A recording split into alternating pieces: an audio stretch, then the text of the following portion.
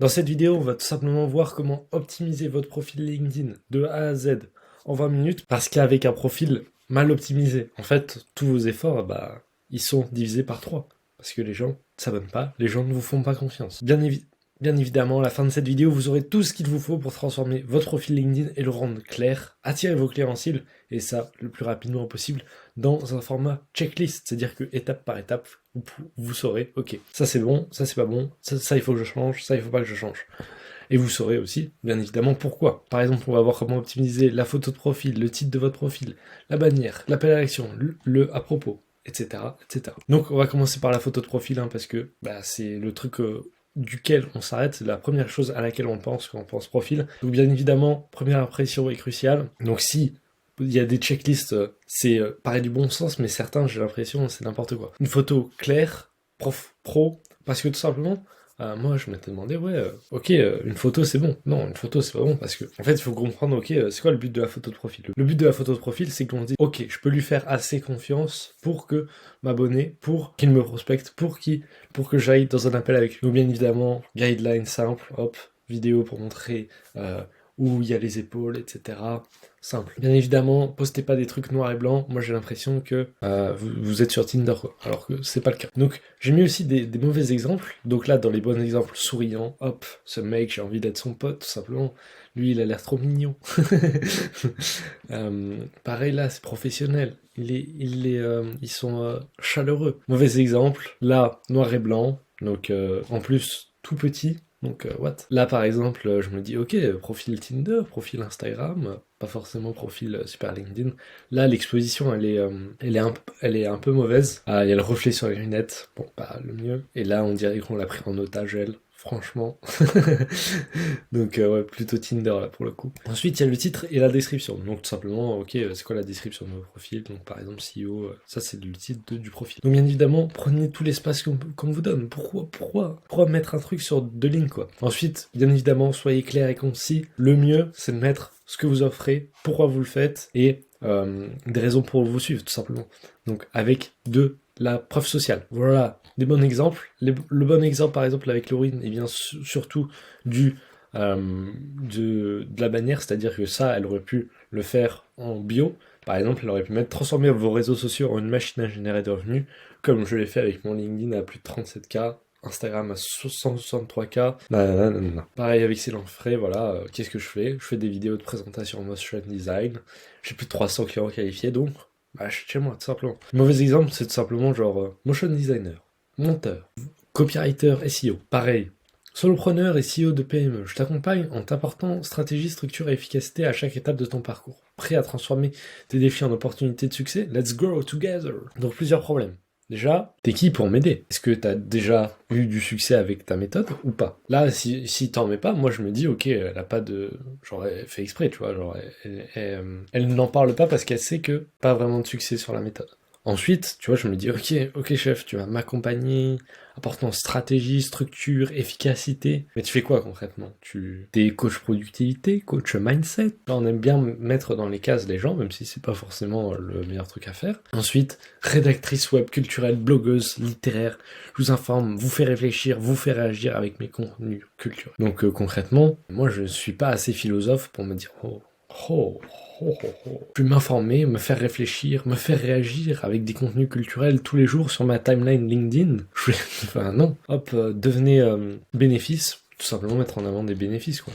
Là, bénéfice, m'a l'air un peu... ça m'a l'air un peu relou, quoi.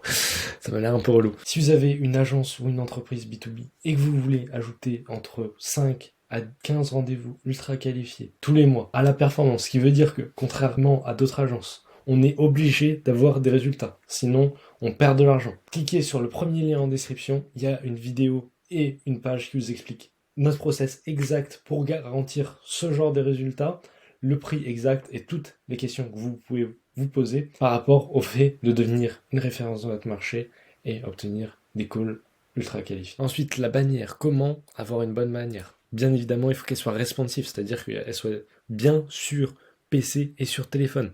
Et aussi, il faut donner de la crédibilité, mettre en avant un peu de design pour montrer, tout simplement, parce que si c'est beau en design, on se dit, ok, cette personne, elle est sérieuse. Et surtout, ce qui est très bien, c'est de mettre en avant de la crédibilité, Genre, par exemple, tu vois, parce qu'elle avait mis Laurine, 37K, 163K. Ces bannières, elles sont bien. Parce qu'elles sont simples. Il n'y a pas 17 000 couleurs. Il y en a souvent 3 à 4, 3 à 4 tout simplement. Il n'y a pas de pixelisation. On sait à quoi s'attendre. Et c'est clair. Ok, qu'est-ce qu'elle fait?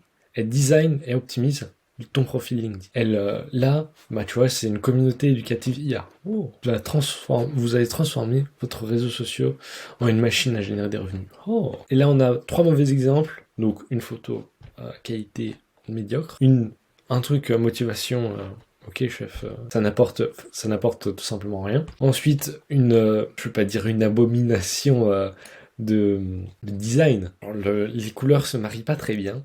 Et surtout, c'est pixelisé, tout simplement. Aussi, bien évidemment, c'est bien beau d'avoir une super bannière, mais si elle n'est pas responsive, ah bah super. Pour avoir une bannière responsive, comment on fait? On va dans le profil, on clique sur inspecter, et là on est sur un truc bizarre, là, dev, je sais pas quoi. Et là, vous cliquez là-dessus, vous verrez, ok, je suis responsive ou je suis pas responsive, tout simplement. Ensuite, bien évidemment, sur votre profil, mettez un lien vers le site web, vers une landing page, la chose que vous vendez tout simplement.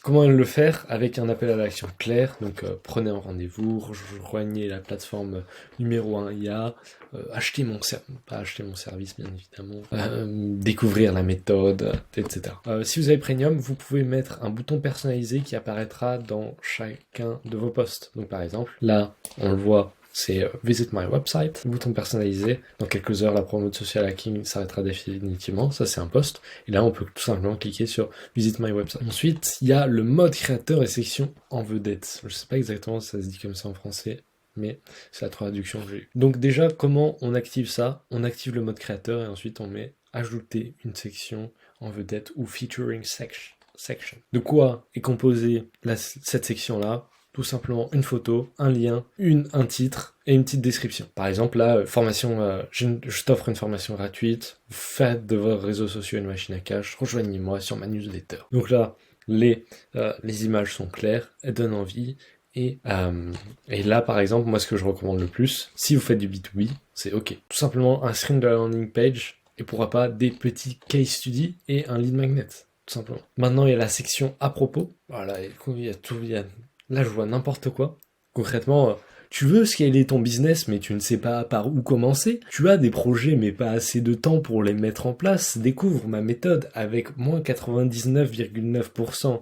Avant, elle était à 10 000 euros. Aujourd'hui, elle est à 100 euros seulement. Achète des compteur 3 minutes seulement. C'est vraiment l'impression que j'ai quand je regarde ça. Pareil, salut la bande.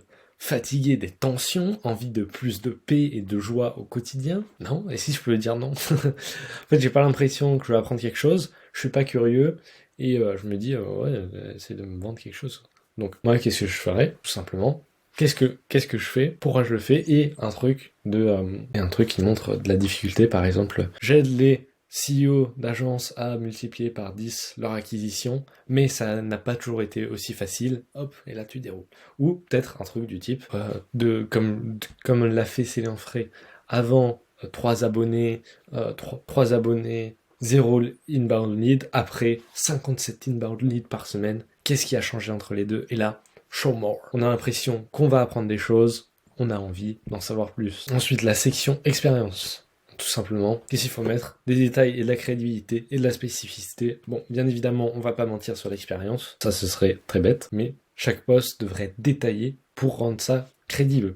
Tout simplement, par exemple, là on a des photos, on a la photo, et sur des mauvais exemples, on n'a pas de photos, self-employed, créatrice de vêtements, online business manager, ça peut être plein de trucs super sympas, mais concrètement ça s'arrête à. S'il faut, il y avait une histoire de dingue, etc., et on aurait vraiment connecté avec la personne, non. Créatrice de vêtements, nada.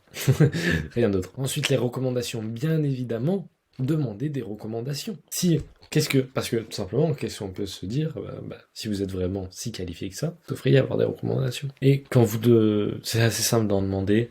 Vous allez sur votre profil, hop, en bas, dans la section recommandations, il y a un petit plus, demandez des recommandations. Mettez en avant des choses spécifiques pour qu'on se dise pas, ok, c'est un pote qui lui a fait une recommandation bateau, tout simplement, comme un faux témoignage. Un faux témoignage, on le voit assez rapidement. Ensuite, les compétences, tout simplement, mettez les compétences que vous avez par rapport à votre service, etc.